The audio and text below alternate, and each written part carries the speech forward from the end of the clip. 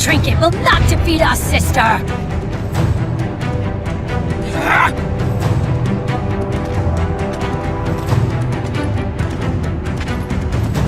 You defy me? You are but a mortal.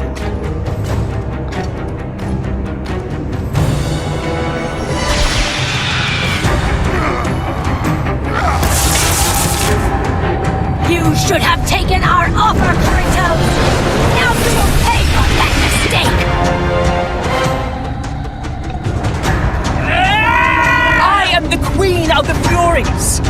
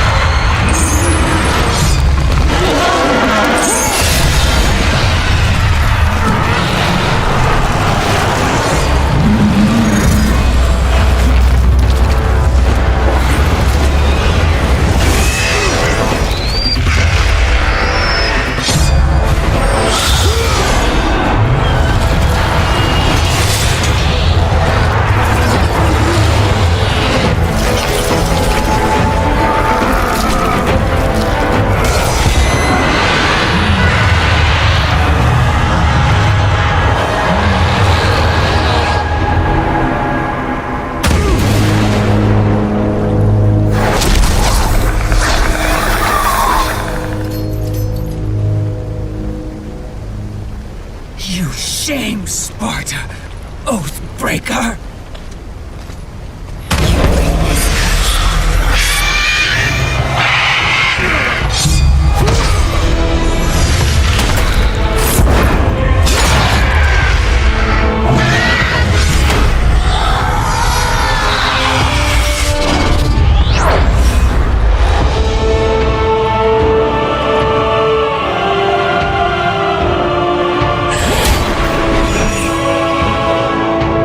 You are not fit to be called a Spartan! I lost everything because of you!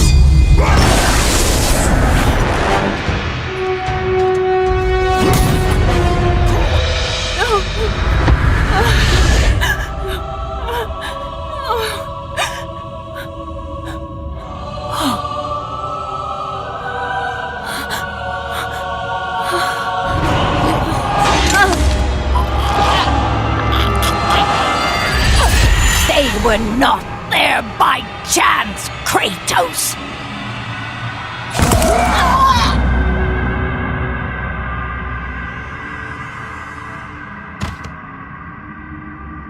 You think you want truth, but truth will only bring you pain!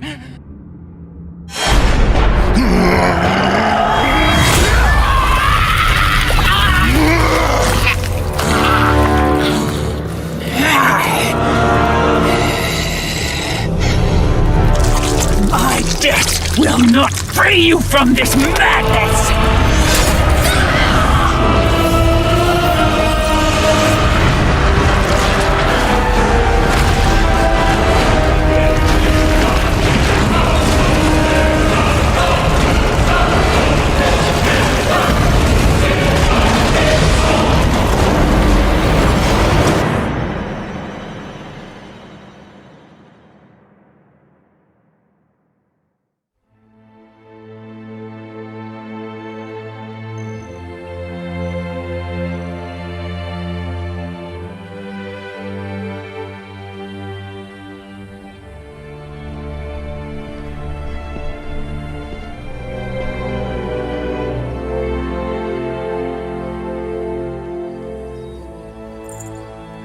I would not have been strong enough to choose your path, Spartan. Orcos, I would have taken what my mothers offered. I would rather live in truth. I fear you may come to regret those words. Lord Ares still holds your bond. This cannot be. Before you killed them, my mothers once again made me your Oathkeeper. For you to be free, I must die by your hand. I do not understand. If you do not release me, my father will retain power over you, but even worse, I will live in eternal torture. I have spilled enough innocent blood. There is no other way, Spartan. Destroy the Oath. Kill Ares. Have your revenge. I was never the warrior my father wanted me to be. But please, all I ask, give me an honorable death.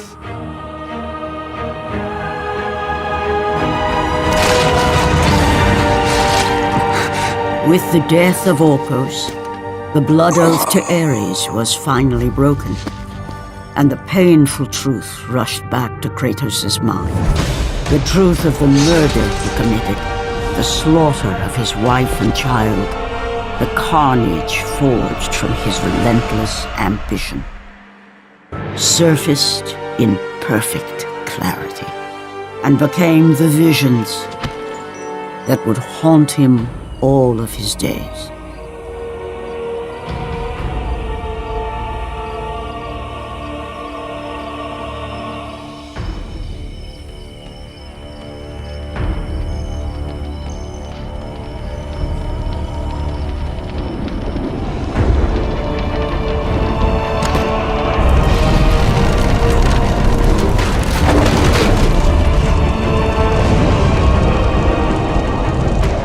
now free of the Fury's madness, but still tortured by the truth of his past. Kratos left the only home he'd ever known and set out to undo all that he had wrought.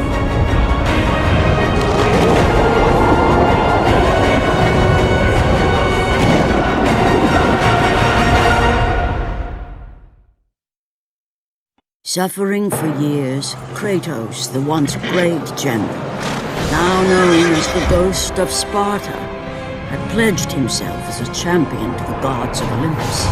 In return, he hoped only to rid himself of the nightmares that haunted him for far too long.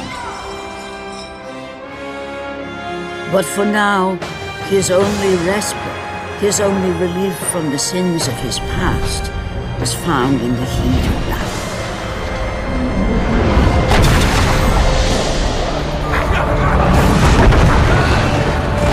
And on this day, Kratos had been called upon by the gods to confront an unthinkable evil, unleashed on the city of Attica by the invading Persian army.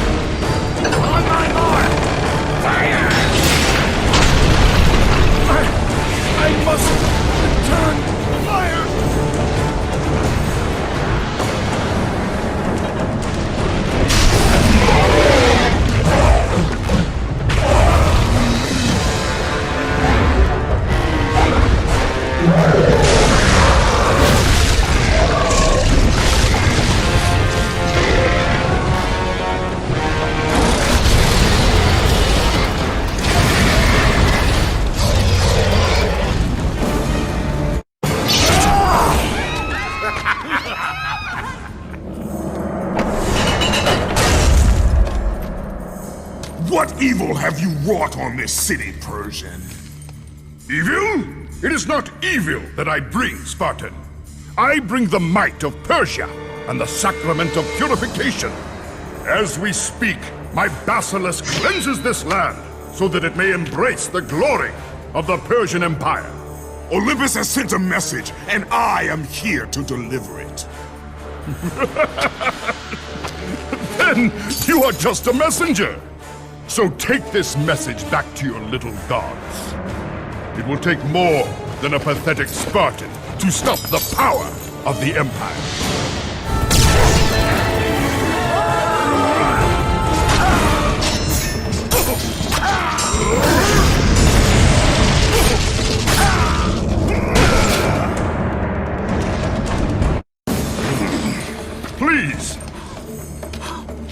Please, spare my life, and I will give you all that you ask.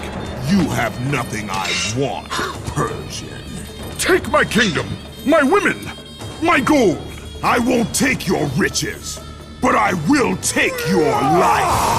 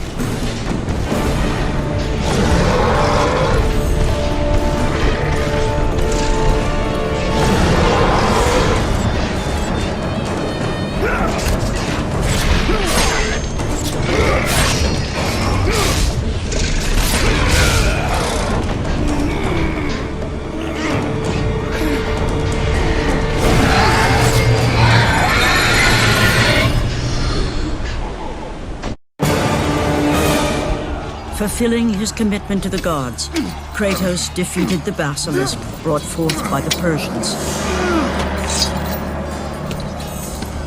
But this small victory would not satisfy the man who had come to be known as the Ghost of Sparta. Is this all you would have me do? Is there nothing else?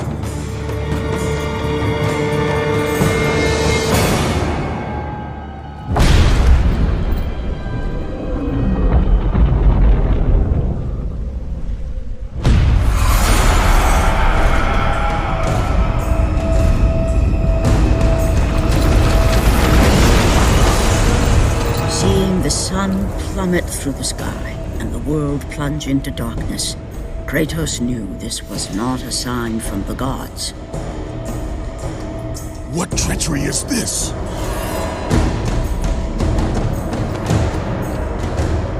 Setting his sights on the glowing horizon, Kratos made his way toward the mysterious light. But there was more afoot than Kratos could possibly know.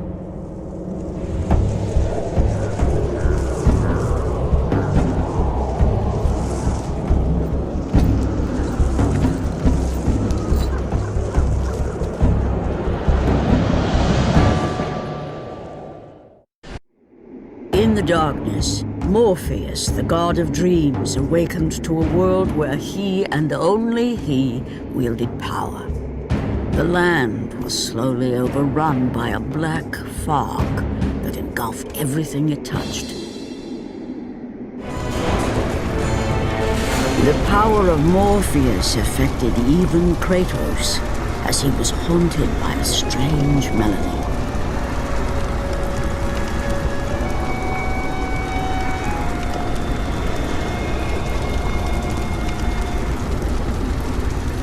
And as Kratos approached the temple, it became clear that the task ahead was more than he could have ever imagined.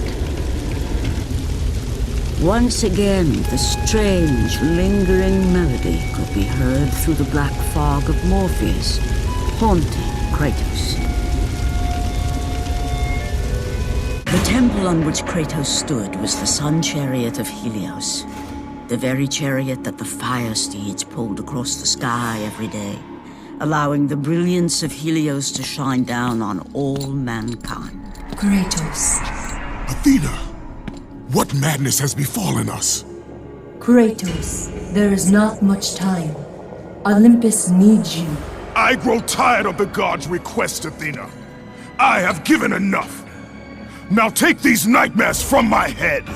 It is not for you to say when your servitude ends. You will earn your freedom in time. But for now, Olympus needs your unquestioning obedience. The god of the sun has been torn from the sky. This temple on which you stand is the chariot of Helios. Without their master to reign them, the fire steeds have driven the sun chariot into the earth. And without Helios, there is no one to keep Morpheus from seizing permanent power. Many of the gods have fallen to a deep slumber. Soon, all will succumb to the black grip of Morpheus. What would you have me do? You must find Helios and return him to the sky, lest the world of gods and man be lost forever. Only his light can release the grasp of Morpheus. Athena! Athena!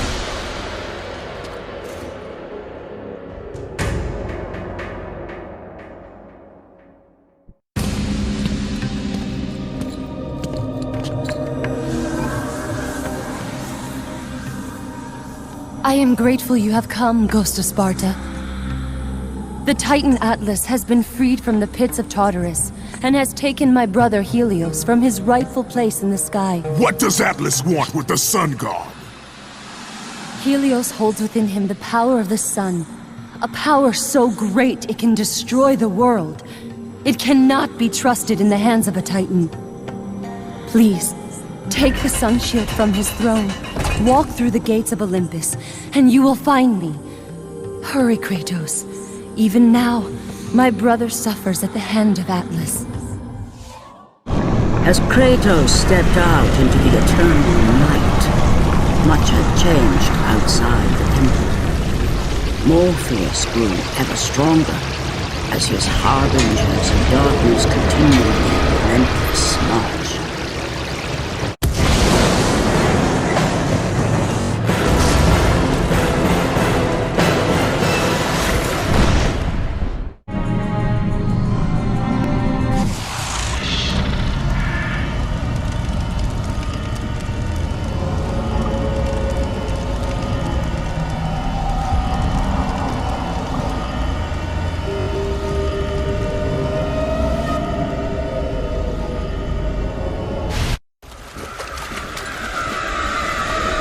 As Kratos entered the cave, Eos, goddess of dawn and sister to Helios, sat above him, visibly weakened by the absence of the sun. All glory be to Lord Zeus for granting you safe passage to me. The king of the gods does not aid me, Eos. I am but a slave to Zeus and Olympus. Save my brother Kratos, and he will convince Zeus to release you and rid you of the horrors of your past. I give you my word. The gods have broken their word to me many times. Forgive me if I find it hard to believe your promises. Be that as it may, Kratos. The primordial fire is almost out. Without Helios, the life-giving light of the world cannot be sustained. If you do not find him, only darkness and death awaits all of us. Where has Atlas taken him? I do not know, Kratos. Follow the passage out of the cave. Retrieve the fire and it will light your path to the remaining steeds. They will guide you to their master. They will take you to my brother. May you go with the speed of Hermes, Ghost of Sparta.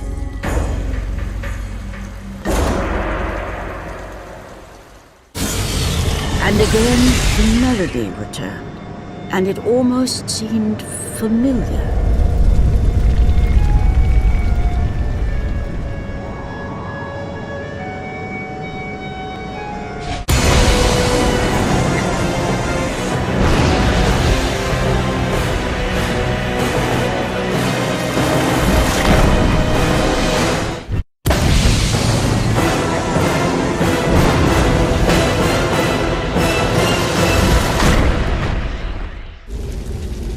As Kratos left the temple, he was assaulted by the army of Morpheus, and again, he heard the haunting melody. But this time, he recognized it as the song of his daughter, Calliope. Calliope? My daughter, where are you? Calliope!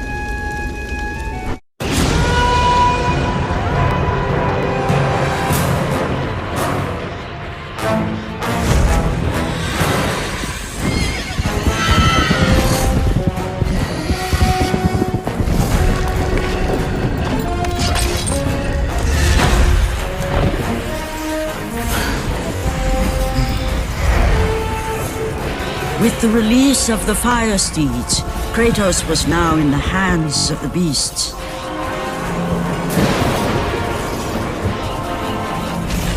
And where they would take him, he did not know.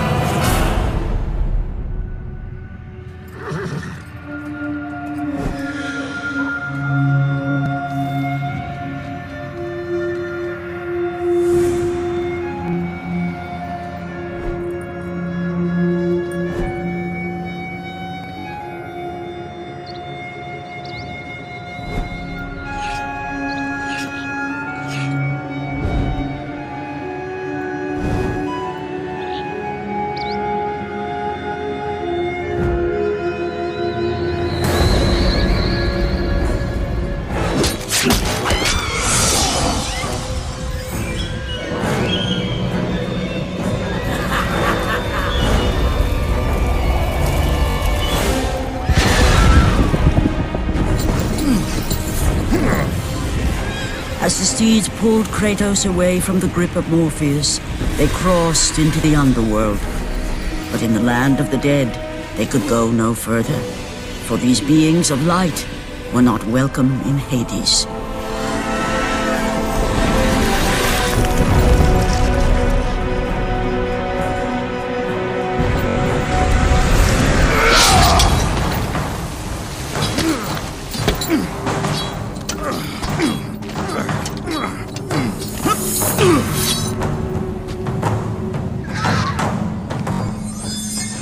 Kratos found himself on the very edge of Hades, the land where no mortal had set foot. Here, where the souls of the dead walk their fated path, Kratos knew that for him, this was merely the beginning.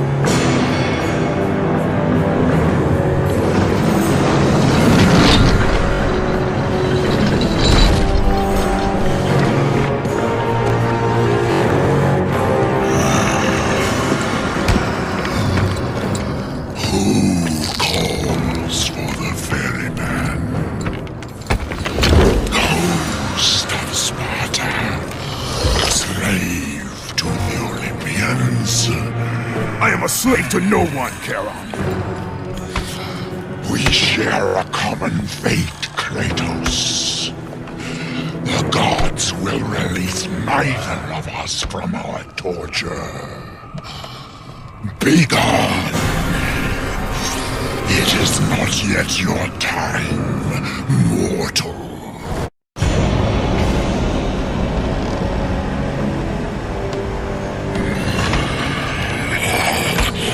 You chose your path.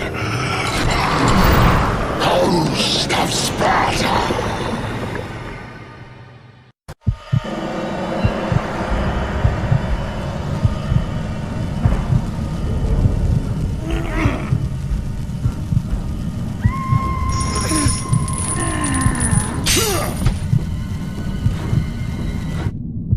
Here, where the souls of the wicked are tortured in the pits of Tartarus, the wailing and agony of the damned resonated deep throughout the bowels of the underworld.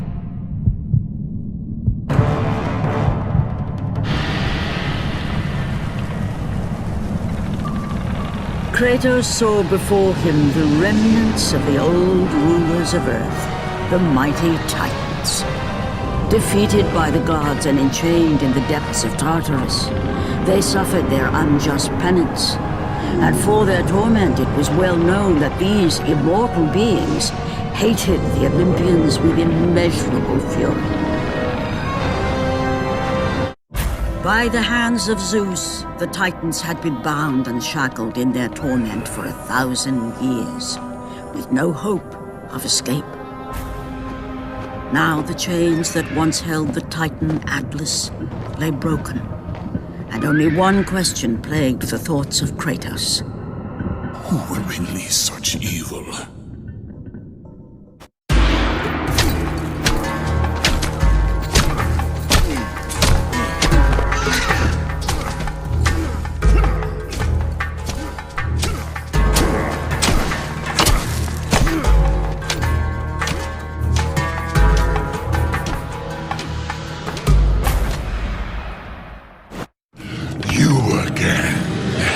The walls of Tartarus would not hold Atlas, and they would not hold me either.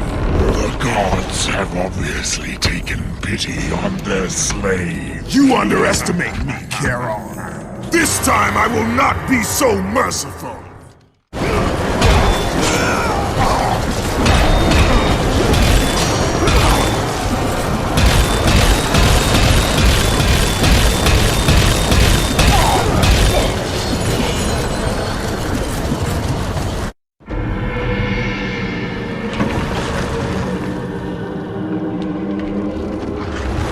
Having defeated Charon, Kratos journeyed deeper into Hades and closer to his goal.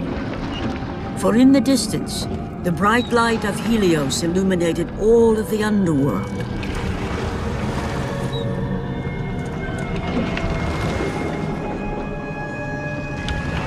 But something on the shore caught his attention. And to Kratos, it almost seemed an apparition. Calliope! Upon seeing his daughter, Kratos realized that all that he had been working for, all that he had wanted, was within reach. Years of service to the gods had not delivered him from his pain, never had it eased the burden of his past. And now, Calliope was found. Calliope!